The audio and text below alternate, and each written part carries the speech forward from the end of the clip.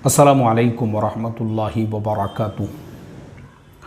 बिस्मिल्लाहिर्रहमानिर्रहीम नहमदुहु व नुसल्ली अला रसूलिहिल करीम अम्मा बाद। मोहतरम भाइयों, बुज़ुर्गों, दोस्तों, लखनऊ के लुलु मॉल में नमाज़ पढ़ने का जो मसला है वो एक इंटरनेशनल मुद्दा बन गया। मुझे अफसोस इसलिए है, आज हमारे देश की हालत ये है कि पूरा देश पानी में डूबा हुआ है। गुजरात में 100 से ज़्यादा, महाराष्ट्र में 100 से ज़्यादा लोगों की जानें जा चुकी है और ये सब खबरें वही सड़े तक, बदबू मारे तक और गंदगी फैले तक जो चैनल है वही ये खबरें भी बता रहे हैं। लेकिन नीचे सिर्फ एक पट्टी पे ये खबरें चलती हैं, मतलब देश के अंदर एक स्टेट में 100 से ज़्यादा लोग बारिश से मर गए, दूसरे स्टेट में 100 से ज़्यादा और बाकी सारे स्टेट्स मिला के 1000 से ज़्यादा लोगों की जानें चली गई। उनको इसकी परवाह नहीं है। इससे ज़्यादा अगर उनके नज़दीक कोई मुद्दा है तो वो ये कि लुलु मॉल में लोगों ने नमाज क्यों पढ़ी। अब हम आते हैं इस टॉपिक के ऊपर कि लुलु मॉल लखनऊ में बना कैसे है और क्यों बनाया गया। लेकिन ये सारी बातें आपको ये जो बदबू मारे तक और गंदगी फैले तक जो चैनल है ये नहीं बताएंगे। आपको क्यों नहीं बताएंगे? क्योंकि इसके ऊपर जो बैठे हुए एंकर्स है वो एक नंबर के जंगली, एक नंबर के जाहिल, एक नंबर के अनपढ़ है। इन भिखारियों को, जिनकी औकात और हैसियत सिर्फ एक समोसा और आधा कप चाय की है, जो आधा कप चाय और एक समोसे में खबरें सुनाने के लिए खड़े हो जाते हैं, इन भिखारियों को, जिनकी सारी ज़िंदगी ठेले पे गुजर गई, ठेले पे खड़े खड़े जो है चाय पीने वाले और वड़ा पाव खाने वाले, इनको क्या पता है लुलु मॉल किसको कहते हैं और लुलु मॉल जो है वो कैसे वहाँ पे इस्टेब्लिश हुआ है और क्यों वहाँ पे आया है। इनको मालूम ही नहीं है उसके बारे में। क्यों नहीं मालूम है? वालेकुम अस्सलाम वरहमतुल्लाह। क्योंकि ये अनपढ़ है, ये जंगली है, ये जाहिल है। हाँ, पढ़े लिखे अगर होते थे, क्योंकि ये भिखारियों को यही नहीं मालूम है कि हमारे देश के अंदर ये जो पॉलिसीज़ होती है, मतलब इनकी जितनी भी खबरें हैं ना, ये हमारे देश के पॉलिसीज़ के ख़िलाफ़ ये बताते हैं।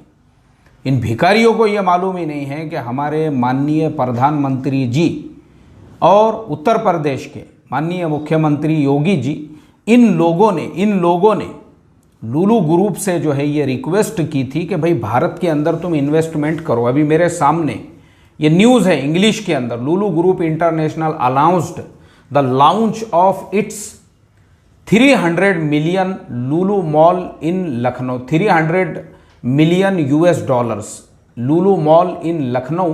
और एक फ़ोटो है, मैं वो साथ में जोड़ दूंगा, जिसमें हमारे माननीय प्रधानमंत्री जी भी है और उत्तर प्रदेश के माननीय मुख्यमंत्री योगी जी भी है, दोनों भी है। और वो लोग सिर्फ उसका आर्किटेक्चर यानी जो नक्शा है वो देख रहे हैं कि ये मॉल जो है कब बनने वाला है और उसके अंदर डिटेल में जो है लिखा हुआ है। और ये न्यूज़ कब की है मैं आपको उसकी डेट भी बता देता हूँ ताकि आपको ये समझने में सहूलत और आसानी रहे। ये न्यूज़ है फरवरी 2018 की, अभी 2022 यानी आज से 4.5 साल पहले की ये न्यूज़ है, जब हमारे माननीय प्रधानमंत्री जी और उत्तर प्रदेश के जो माननीय मुख्यमंत्री जी है उनको सिर्फ नक्शा बताया गया कि ठीक है आप लोग बोल रहे हैं ना इन्वेस्टमेंट का, तो उन्होंने कहा कि ठीक है 300 मिलियन हम लखनऊ में इन्वेस्ट करेंगे।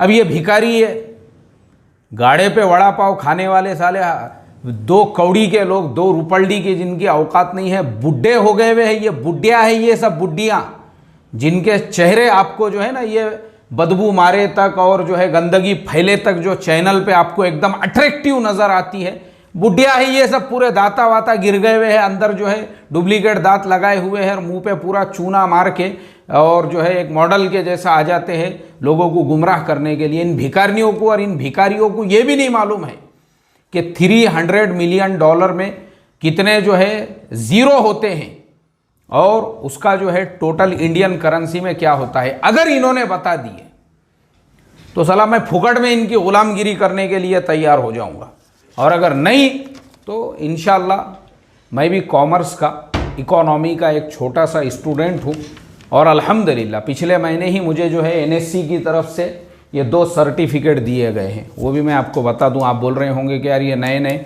सर्टिफिकेट यहाँ पे नज़र आ रहे हैं, तो मैं आपको बता देता हूँ कि 300 मिलियन डॉलर के आज इंडियन करेंसी के अंदर कितने पैसे होते हैं। पहले तो हम आते हैं 1 मिलियन पे। 1 मिलियन डॉलर मतलब 10 लाख डॉलर, और 10 लाख डॉलर के आज डॉलर का रेट कितना है, 80 रुपीज़ को डॉलर ने क्रॉस कर दिया। उस हिसाब से 10 लाख डॉलर के हमारे आज मार्केट रेट के हिसाब से होंगे 8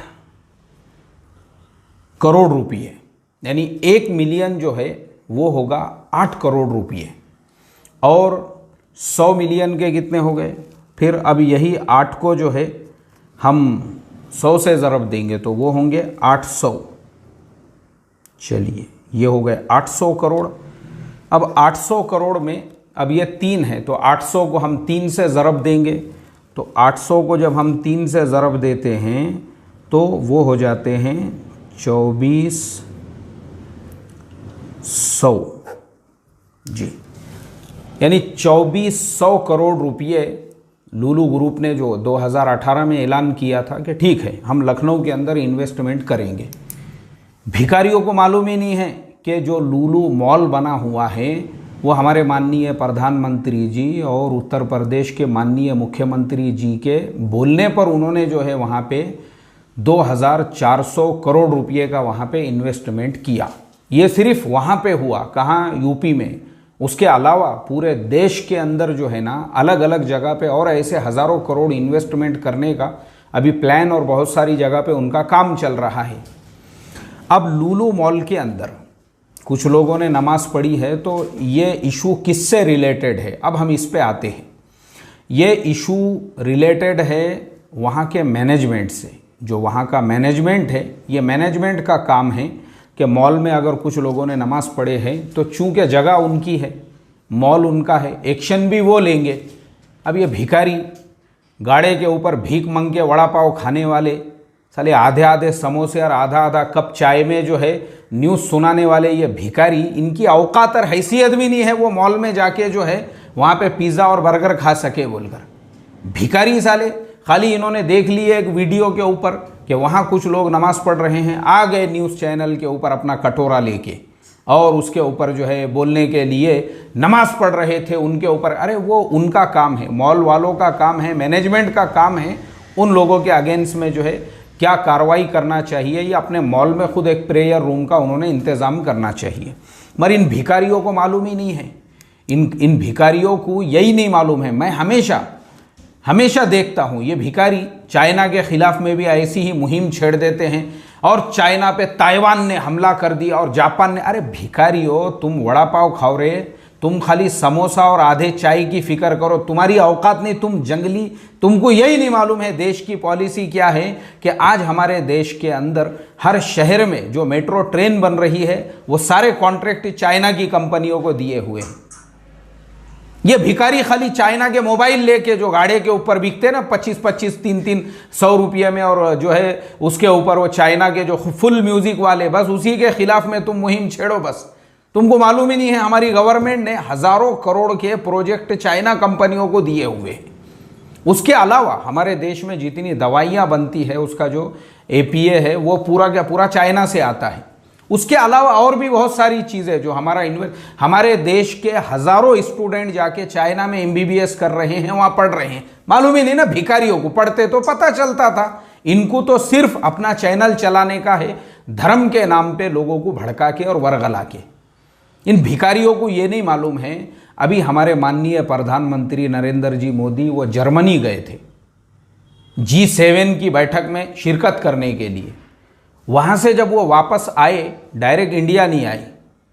ये भिखारियों ने बताया तुमको कि हमारे माननीय प्रधानमंत्री जी दुबई गए, वहाँ पे रुके और वहाँ की गवर्नमेंट से बहुत सारे एग्रीमेंट्स के ऊपर साइन किए, और उसके बाद में हमारे प्रधानमंत्री जी जो है वो फिर उसके बाद में जो है इंडिया आए।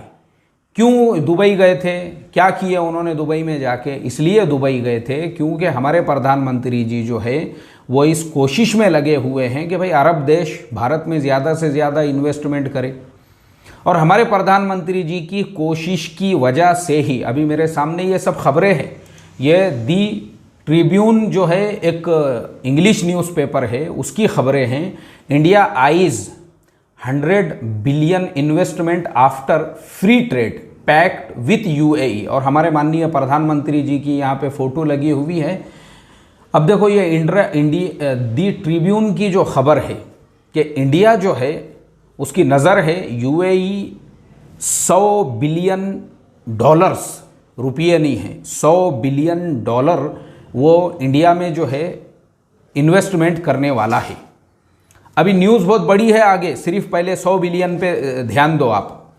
अब 100 बिलियन में कितने सिफर होते हैं अगर इन भिखारियों ने, ये पके तक, बदबू मारे तक और गंदगी फैले तक जो न्यूज़ चैनल है ना, इस पे बैठे हुए जो वड़ा पाव छाप भिखारी है, इन्होंने खाली मुझे ये बता दिए कि 100 बिलियन में ज़ीरो कितने होते हैं। मैं फ्री में साला उनके यहाँ पे चपरासी की नौकरी करने के लिए तैयार हूँ, मगर मुझे मालूम है इनकी औकात ही नहीं है, इनको ये भी नहीं मालूम है 100 बिलियन में कितने ज़ीरो होते हैं और 100 बिलियन जो है इंडियन करेंसी में कितने होते हैं। लेकिन मैंने आपको पहले ही बताया हूँ, ये भिखारी नहीं बताएंगे, लेकिन मैं इंशाल्लाह ज़रूर कोशिश करूँगा क्योंकि मैं भी कॉमर्स का एक छोटा सा स्टूडेंट हूँ।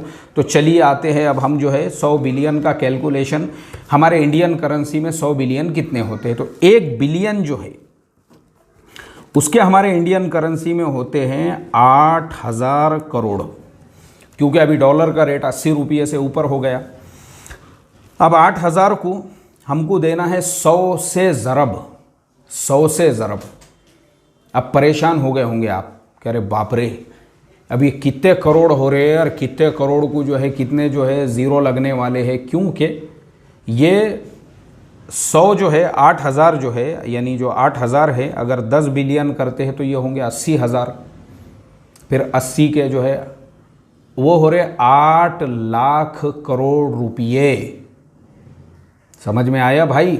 देखो ये हो रहे हैं 100 से अगर हम उसको ज़रब देते हैं वो हो रहे हैं 8 लाख करोड़ रुपये।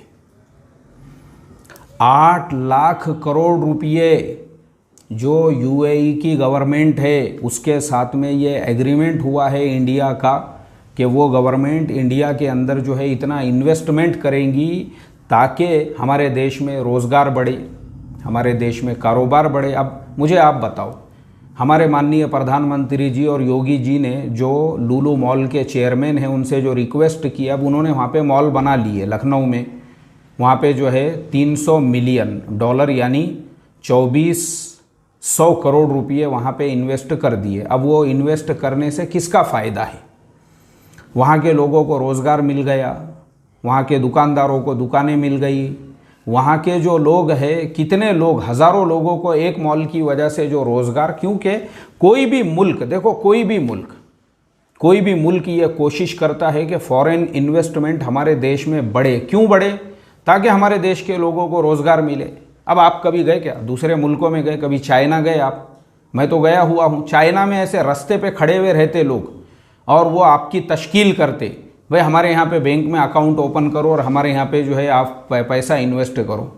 रशिया के अंदर तो ये हाल है, रेलवे स्टेशनों के बाहर खड़े हुए रहते लोग। किसको भी खाली आप पासपोर्ट की एक कॉपी दे दो, आपको इमीडिएटली खड़े खड़े टेबल पे जो है ना वो क्रेडिट कार्ड भी दे देते हैं, वहाँ के बैंक में आपका अकाउंट भी ओपन हो जाता।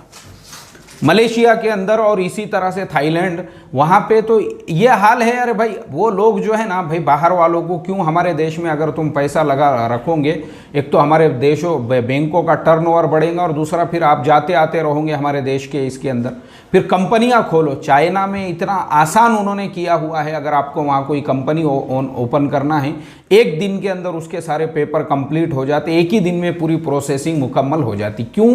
ताकि बाहर वाले हमारे यहाँ आके पैसा लगाए। इसीलिए अब ये ऐसी जो खबरें हैं, ये भिखारी वड़ा पाव छाप जो जिनकी औकात गाड़े पे वड़ा पाव खाने की नहीं, भिखारियों को मालूम ही नहीं है ना देश की, ये देश को बदनाम करने वाले जलील कुत्ते हैं।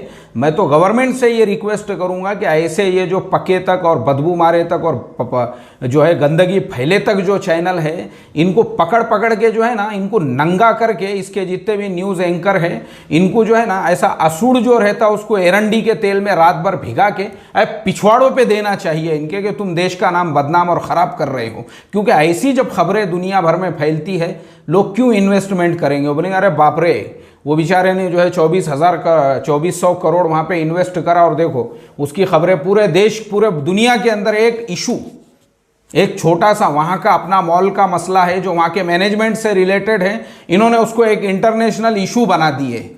भिखारियों को मालूम ही नहीं है कि इससे देश की जो इमेज, और मैं इसीलिए आप जो है खुद गूगल पे जाओ और सर्च करो। अभी मेरे पास उतना टाइम नहीं, हमारे मौलाना इमाम साहब जो है बुज़ुर्ग यहाँ बैठे हुए हैं, उनके बच्चे का जो है एक मदरसे में एडमिशन कराना है, उससे मुताल्लिक़ बात करने पीछे आए हुए हैं। तो अभी मेरे पास उतना टाइम नहीं है कि मैं जो है तुमको गूगल पे सब फाइंड आउट और सर्च कर करके बताऊं। आप खुद जाओ और देखो कि टेस्ला जो कंपनी है इलॉन मस्क की, वो 1 लाख करोड़ रुपये का प्रोजेक्ट हमारे देश में लगाने वाले थे। अब मुझे नहीं मालूम है उनको ऐसी क्या, किसी ने उनके कान में जो है फूंक दिया और किसने पता नहीं उनको क्या मिसगाइड किया। वो 1 लाख करोड़ का जो इन्वेस्टमेंट हमारे यहाँ हो रहा था, उन्होंने चाइना लेके चले गए। उन्होंने बोले नहीं रे भाई, मैं यहाँ नहीं प्रोजेक्ट रखता अपना, मैं जा रहा चाइना को। वो 1 लाख करोड़ अगर यहाँ इन्वेस्टमेंट होते थे, मुझे आप बताओ क्या हमारे देश में एक नई कंपनी लगती थी और उसके ज़रिए से जो लोग आने जाने वाले रहते, फॉरेनर्स हज़ारों आते जाते, उसकी वजह से हमारे होटलों को जो है वो मिलते थे, गेस्ट मिलते थे, एयरलाइंस को जो है टिकट मिलते थे, हमारे एयरपोर्ट को टैक्स मिलता था, और फिर ये देश में रह के वो जो खर्चा करते और वो जो कंपनी लग जाती और हमारे देश के लाखों लोग वहाँ से उससे जुड़ जाते थे। तो उसकी वजह से यानी आप सोच भी नहीं सकते कि एक कंपनी 1 लाख करोड़ अगर यहाँ इन्वेस्ट कर रही है, हज़ारों लोगों को रोजगार मिल रहा है उसके ज़रिए से। भिखारियों को मालूम ही नहीं ना, मुंह पे अपना साला पूरा पोचारा मार के आगे बुड्ढे नानिया और पोटिया बन के जो है उसके ऊपर अपने आप को जवान छोकरी बता बता के जो है गलत न्यूज़ देश को मिसगाइड करने में लगे हुए। जूते मारना इनको पिछवाड़े के ऊपर जूते, देश को बदनाम करने वालों को ऐसे ही खबरें देख देख के जो इन्वेस्टमेंट करने वाले हैं वो 1000 बार सोचते हैं। अब ये 100 बिलियन हो गई, आगे मैं बढ़ता हूँ क्योंकि मुझे जल्दी से मेरी बात ख़त्म करना है, मौलाना को भी जाना, मौलाना के पीछे भी तकाजे होंगे। अब देखो यहाँ पे दी इकोनॉमिक टाइम्स की न्यूज़ है मेरे सामने, और ये न्यूज़ है जनवरी 17 जनवरी 2022 की। इसमें क्या लिखा हुआ है, India set to achieve 650 billion exports target in 2021 and 22। Piyush Goyal उनके हवाले से दी इकोनॉमिक टाइम्स, उसके ऊपर ये न्यूज़ है और डेट भी मैंने आपको बता दिया, जनवरी 17 2022 की, जिसमें ये लिखा हुआ है कि इंडिया का टारगेट है कि यूएई के साथ में जो हमारा एक्सपोर्ट्स है वो हमको अचीव करना है। हमारा जो टारगेट है, फाइनेंशियल मिनिस्ट्री जो पीयूष गोयल, देखो क्या लिखा है, exports target in the current financial year, commerce and industry minister Piyush Goyal said on Monday को उन्होंने, यानी उस टाइम के मंडे को उन्होंने बताए थे 17 जनवरी के। क्या लिखा था कि हमारा जो टारगेट है वह है 650 बिलियन एक्सपोर्ट का। अब मुझे आप बताओ 650, ये भिखारी जो है आधे आधे समोसे और आधा आधा कप चाय में न्यूज़ सुनाने वाले पके तक और बदबू मारे तक जो न्यूज़ चैनल हैं, इनके बाप को भी नहीं मालूम होगा 600-650 बिलियन में सिफर और ज़ीरो कितने रहते तो, और उसके इंडियन करेंसी में कितने होंगे। लेकिन चलो ठीक है, हम यहाँ पे कैलकुलेशन करते, 1 बिलियन का हमने किए थे वो होते हैं 8,000 करोड़, 100 बिलियन के हो रहे 8 लाख करोड़, और उसके बाद में जो है अब हम इसको ज़रब देंगे 6 से तो वो हो जाएंगे, देखो 8 को अगर हम ज़रब देते हैं 6 से तो वो हो जाते हैं 64, तो 64। अब अगर हम इसका हिसाब लगाएंगे, यानी आप हिसाब भी नहीं लगा सकते, मुझे आप बताओ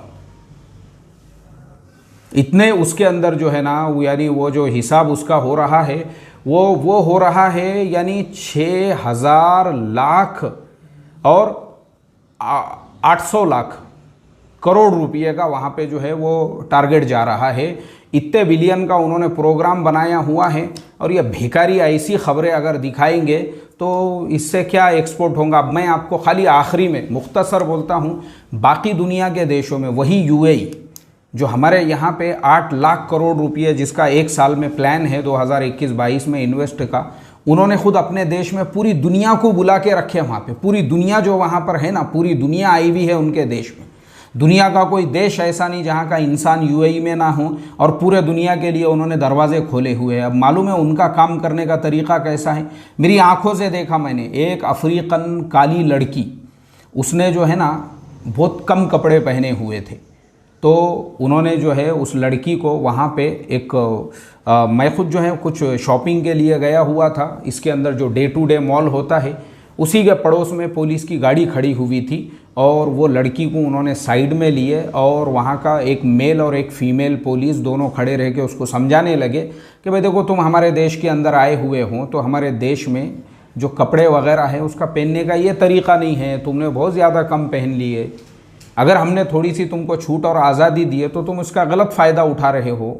उन्होंने इस तरीके से उसको समझाया और समझाने के बाद कहा कि देखो उसका जो है फ़ोटो वगैरह उन्होंने लिए और उसको कहा कि देखो ये पहली मर्तबा है, हम आपको माफ़ कर रहे हैं लेकिन नेक्स्ट टाइम ऐसा नहीं होना चाहिए। और वहाँ तो सिस्टम ऐसा है कि फ़ोटो डालते ही पूरे सिस्टम में आ जाती फ़ोटो कि भाई ये इंसान जो है इसको एक बार समझाया गया है बोल के, यानी दूसरी बार दूसरे पुलिस वालों ने भी देखे तो पूरा रिकॉर्ड चेक कर सकते हैं। वहाँ सिस्टम ऐसे काम करता है। अब मुझे आप बताओ, क्या उनके भी वहाँ पे जो है कोई ऐसा पके तक और बदबू मारे तक और जो है बदबू फैले तक जो है ऐसे कोई न्यूज़ चैनल पे उन्होंने न्यूज़ नहीं डाल दिए, हमारे देश में गंदगी फैला रहे हैं, हमारे देश में ऐसे नंगापन फैला रहे हैं, इन पे पाबंदी लगाना चाहिए। वो अगर ऐसा करते ना तो लोग आना बंद कर देते थे, लेकिन वो मसले को उन्होंने एकदम प्यार से मोहब्बत से हल किए, इसलिए पूरी दुनिया वहाँ पे आई हुई है। क्यों? उनको मालूम है दुनिया को बुलाओ और अपना फ़ायदा करके लो। वहाँ के लोग काम धंधे वगैरह कुछ नहीं करते, सब हमारे जैसे लोग करते हैं वहाँ पे। वहाँ की टोटल आबादी 6 लाख से भी कम है जो वहाँ के ओरिजिनल लोकल लोग हैं, और करोड़ों लोग दुनिया भर के आके उनके देश में जो है धंधे कर रहे, कारोबार कर रहे, उनकी दुकानें किराए से ले रहे और उनको बैठे बैठे भाड़े दे रहे। ये तरीक़ा होता है कि हमारे तमीम भाई जो मेरे रहबर है और मेरे मेज़बान है यूएई में, मैं जब भी अभी आइंदा भी जब जाऊंगा, बेचारे वो हमेशा अपनी गाड़ी लेके मेरे साथ में पूरे सफ़र में रहते हैं। उन्होंने मुझे एक किस्सा सुनाई, बोले मुफ्ती साहब यहाँ पे हमारे यहाँ पे जो है अभी बोले चंद दिनों पहले एक न्यूज़ ऐसी पढ़ने के लिए मिली थी, 40 से 50 हमारे इंडियन वर्कर्स, उनका वीज़ा ख़त्म हो गया, लेकिन जो कॉन्ट्रैक्टर था उसने बोला भाई काम कंटिन्यू तुम करते रहो, कोई मसला नहीं है, वीज़ा का अपन देख लेंगे, जो भी गरामा जुर्माना है वो भर देंगे। 6-8 महीने तक उनसे काम लेता रहा। अब बेचारे 6-8 महीने उन्होंने वहाँ पे काम किए और उसके बाद जो कॉन्ट्रैक्टर था उसने बोला देखो बोले भाई तुम यहाँ पे इल्लीगल रह रहे हो, पुलिस को पता चला उठा के सीधा जेल में डाल देंगी, मैं सिर्फ तुमको टिकट के पैसे देता हूँ और एयरपोर्ट पे एग्जैक्ट मार दो, निकल जाओ बोले यहाँ से, बाकी तुम्हारे पास में कोई ऑप्शन नहीं है। अगर तुम मेरे से तनख्वाह मांगोगे कि तुमने 6 महीने तक काम किए और उसकी तनख्वाह मैं तनख्वाह देने वाला नहीं हूँ। वो बेचारे परेशान हो गए, हमने 6 महीने तक काम किए और हम जो है ऐसा कैसे बगैर तनख्वाह के। परेशान हुए वो 40-50 लोग थे, उन्होंने मशवरा किए, उन्होंने कहा कि ठीक है एक काम करते हैं ना, अपन खुद पुलिस के पास में जाके सरेंडर कर देते हैं कि भाई हम लोग यहाँ इलीगल रह रहे थे और ये 6 महीने में हमने जो है यहाँ पे काम किए और ये कॉन्ट्रैक्टर के पास में थे, लेकिन वो हमारी सैलरी नहीं दे रहा है। अब वो लोग गए पुलिस के पास में, पुलिस ने कहा कि तुम लोग इतने महीने से क्या कर रहे थे यहाँ पे? बोले साहब हम फलाना जो कॉन्ट्रैक्टर है उसके पास में काम कर रहे थे, वो बिल्डिंग का पूरा कंस्ट्रक्शन उसने हमारे से करा के लिया, लेकिन हमको पैसे ही नहीं दिया तनख्वाह के। पुलिस ने कॉन्ट्रैक्टर को बुलाई और बुलाने के बाद में कहा कि भाई इनके जो है 6 महीने की तनख्वाह है 40 से 50 लोगों की, तुमने दिए नहीं बोलते। कॉन्ट्रैक्टर ने बोला साहब ये तो इलीगल थे यहाँ पे। ठीक है ना, वो इलीगल थे लीगल थे वो मसला हमारा है, वो पुलिस का काम है, वो लीगल थे इलीगल थे उन पे क्या एक्शन लेना है वो हम करेंगे, लेकिन तूने उनकी तनख्वाह क्यों नहीं दिया? इमीडिएटली बैठ यहाँ पे कुर्सी पे और फ़ौरन उनकी सैलरी उनके अकाउंटों में ट्रांसफ़र कर, नहीं तो तेरा लाइसेंस इमीडिएटली जो लाइसेंस है वो हम जो है रिजेक्ट कर देते हैं, वो कैंसिल कर देते हैं इमीडिएटली। अभी वो यहाँ पे लीगल थे इलीगल थे वो हमारा इशू है, तू कौन है रे? तू तेरा काम कर, जो तूने उनकी 6 महीने की सैलरी रोक कर रखा। उन्होंने इमीडिएटली उसको ट्रांसफ़र करने लगाए सबकी सैलरीज़, और उसके बाद वहाँ की पुलिस ने उन मज़दूरों से कहा बोले देखो भाई तुम यहाँ हमारे देश में थे तो कोई तुम गलत काम तुमने किए नहीं, तुम काम के लोग हैं, तुमने एक बिल्डिंग का काम किए, कंस्ट्रक्शन किए, इसलिए अगर तुम्हारा वीज़ा ख़त्म भी हो गया है और अगर उसका वर्क वीज़ा तुम्हारा एक्सटेंड करना है तो हम फ्री में करने को तैयार हैं, और अगर तुमको अपने देश में जाना है तुम जा सकते हैं, हम एग्ज़िट मार के दे देंगे, क्योंकि काम के लोग हैं तुम। तो जिसको रुकना था 6 महीने इलीगल रहने के बावजूद भी वहाँ की पुलिस ने उनके वीज़ों को एक्सटेंड करके दिया, क्योंकि काम के लोग थे, उनको इस चीज़ का की कदर है कि काम का कौन है और रिकामा कौन है। हमारे यहाँ इससे कोई लेना देना नहीं है। हमारे इस तरह के एक्शन से जो है, वालेकुम अस्सलाम रहमतुल्लाह, मौलाना को दे पहले चाय, बाद में मुझे देना। मौलाना पानी पियेंगे आप? ये लीजिए। तो हमारे यहाँ पे जो है ना, ये बेवकूफ़, ये साले वड़ा पाव छाप, ये समोसे छाप भिखारी, इनकी औकात नहीं। जंगली जाहिल बैठ गए टीवी चैनलों पे, सालों की गाड़े पे जाके 5 रुपये का कोई सामान खरीदने की औकात नहीं, भजिए खाने की औकात नहीं। और लुलु मॉल के ऊपर जो है ये ऐसे, इसके लिए जो है ना हमारे देश में फिर ऐसे मसले होते हैं।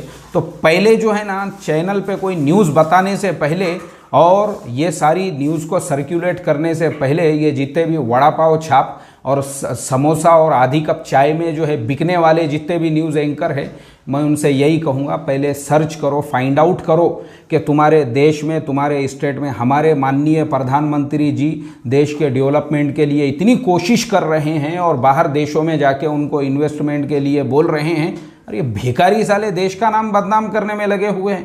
क्योंकि मुझे भी अपने देश से बेइंतहा मोहब्बत है और मैं भी जब ऐसी खबरें पढ़ता हूँ ना, गुस्सा आता मुझे, क्योंकि देश का नाम खराब होता और हम कभी किसी दूसरे देश में गए, लोग बताते हमको मोबाइल के ऊपर, तो हमको बोलना पड़ता कि नहीं नहीं भाई, हमारा देश ऐसा नहीं है, माशाल्लाह हमारे माननीय प्रधानमंत्री जी और हमारा सिस्टम देश को डेवलप करने में लगा हुआ है, मगर ये भिखारी है ये, क्योंकि हमारे देश में भोंकने की आज़ादी है।